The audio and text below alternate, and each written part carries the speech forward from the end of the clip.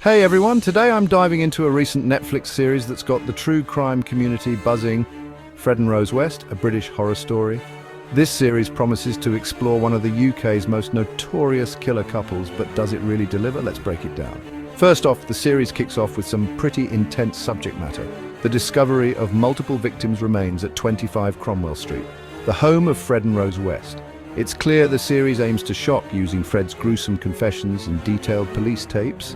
But while the shock factor is high, the depth of understanding is disappointingly low. You see, the series falls into a trap many true crime shows do. It focuses too much on sensational details and too little on the deeper issues.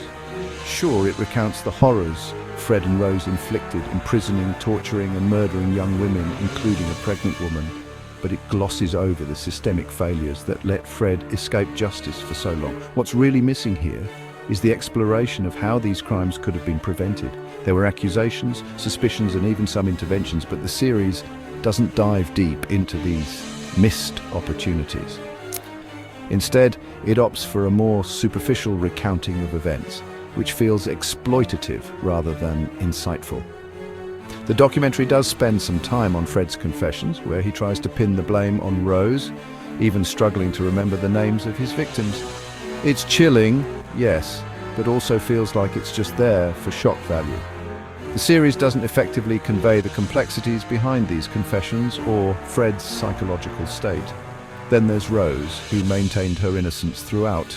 The series highlights the challenges investigators faced in proving her involvement. They even bugged the safe house where she and her children were placed, but it didn't yield concrete evidence.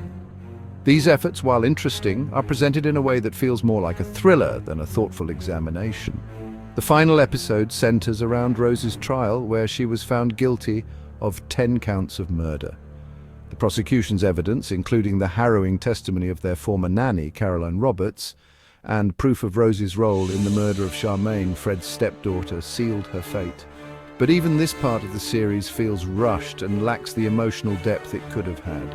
In the end, Fred and Rose West, a British horror story, leaves us with more questions than answers.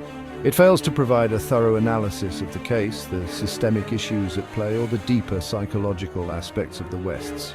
Instead, it serves up a series of shocking facts that, while disturbing, don't offer much in terms of understanding or learning. So if you're a true crime fan looking for more than just a horror story, this series might leave you wanting.